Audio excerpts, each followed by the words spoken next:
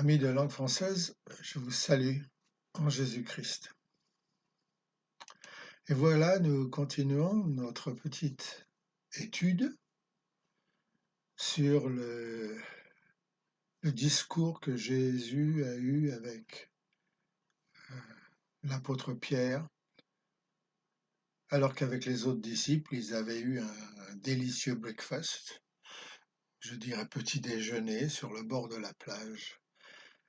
Et Jésus a voulu prendre Pierre à part et lui parler sérieusement.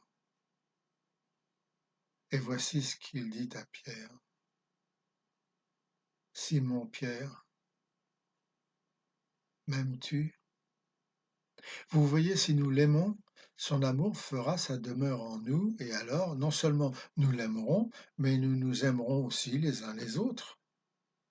Nous aimerons non seulement nos ennemis, nos amis, ceux que nous aimons, mais aussi nos ennemis.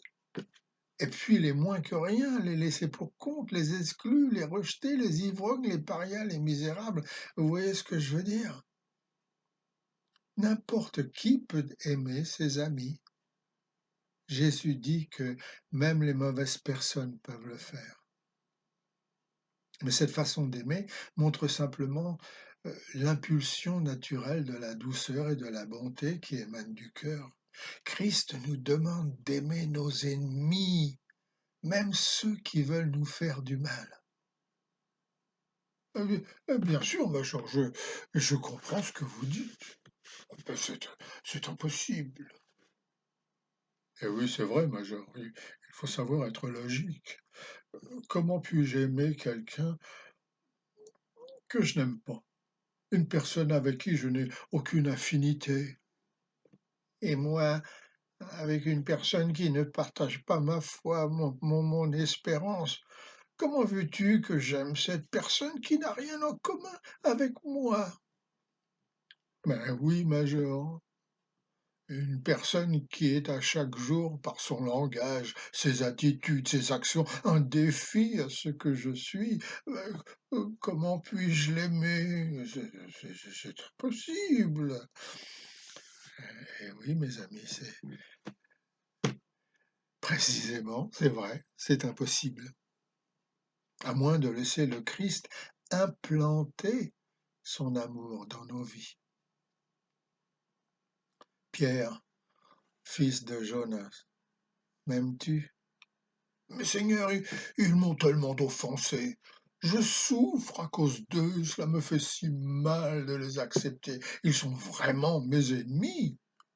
Eh, eh oui, Peter, eh oui, Pierre, les ennemis sont faits pour cela. Voilà pourquoi je te dis, aimez-vous les uns les autres comme je vous ai aimé, et n'oublie pas, aime aussi tes ennemis. Bon, est-il possible que le Seigneur nous a laissé un ordre impossible d'obéir? Peut-être qu'il a mis en place un piège pour nous. Bah, et puis non, non, personne n'est lié à l'impossible. D'ailleurs, impossible n'existe pas dans la langue française, sauf quand il s'agit de religion, peut-être, comme la politique. Mais, mes amis, dites-moi, qui sait mieux que lui ce dont j'ai besoin? Et qui sait mieux que lui ce que je peux accomplir? Qui? Et regardez la foi qu'il a en nous quand il proclame « Soyez saints comme votre Père céleste est saint ». Bon, alors, qui sont mes ennemis, le Seigneur? Ah oui, peut-être les English? Eh bien, si vos ennemis sont anglais, notre Père nous ordonne de les aimer. Et si mes ennemis sont les catholiques, eh ben, vous devez les aimer tous.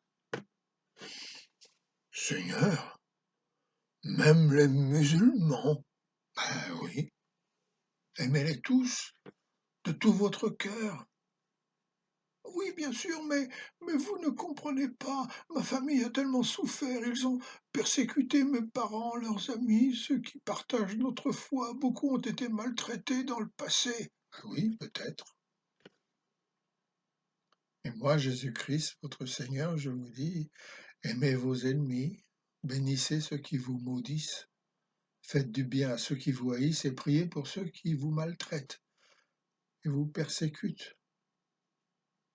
Eux aussi, eh oui, pour que vous soyez les fils de votre Père qui est au ciel.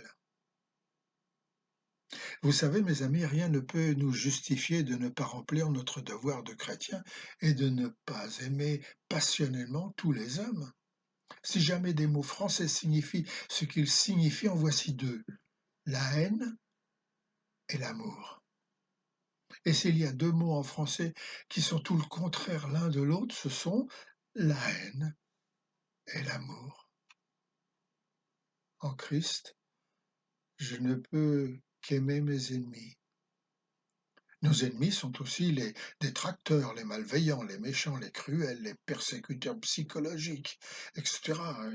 Et le Seigneur Jésus-Christ, notre Maître, nous dit comment nous devons traiter de telles personnes. Nous devons les aimer. Au milieu des haines, des persécutions, des fausses accusations, des blasphèmes, des rejets, des châtiments, l'amour doit s'élever de la terre comme un parfum agréable qui ne peut émaner que des compagnons de Jésus-Christ. Voilà, mes amis, la raison pour laquelle les chrétiens doivent produire ce parfum, cet arôme agréable que le monde ne peut reproduire. Et vous savez, le monde est rapide à voir, à sentir et à comprendre ce que nous sommes vraiment. Les sermons, les témoignages, les belles musiques, les cadences des tambourins, les chants langoureux, les livres inspirants, les traditions, les rites, les dogmes, tout cela, mes amis, ne sauve pas. C'est la vie divine et vivante, la lumière des hommes qui sauve. Voilà pourquoi, comme Christ est, nous aussi, nous devons être. Pierre, m'aimes-tu? Alors prends soin de mes brebis. Nourris-les maintenant. Tu vois, Pierre, nous n'avons pas le temps de discuter, pas le temps d'argumenter, pas le temps de débattre, de controverser, pas le temps de faire dans le sentimentalisme. Si tu m'aimes, Pierre, si tu m'aimes vraiment, alors tu dois prendre soin des brebis, en particulier celles qui sont perdues. Tu m'entends, Pierre? Elles m'appartiennent. Elles sont à moi. À mes yeux, elles sont plus précieuses que toutes les joies du ciel. Je les aime toutes. Peut-être sont-elles sauvages, sales, alcooliques, vendues au mal, immorales, menteuses, égoïstes et fières, mais elles sont mes brebis. Comprends bien, Père, elles sont à moi. Je les ai achetées à grand prix, j'ai donné ma vie pour elles, j'ai versé mon sang pour elles. Si tu m'appartiens, alors elles t'appartiennent aussi. Et si tu m'aimes, alors toi aussi tu dois les aimer. Vous savez, mes amis, la façon fiable de mesurer la distance entre le Christ et un chrétien consiste à mesurer la distance entre le chrétien et un pécheur perdu. Il y a beaucoup de gens qui ont essayé de nourrir les brebis avant d'avoir appris à aimer et à connaître le bon berger, mais ces gens n'ont jamais été en mesure de satisfaire un troupeau. Alors n'êtes-vous pas, au nom de cet amour divin, prêt à perdre votre vie si besoin est, à perdre tout ce que vous êtes, afin d'aider Christ à ramener ses brebis perdues au bercail? Simon-Pierre, m'aimes-tu? Est-ce là, mes amis, le désir de vos âmes?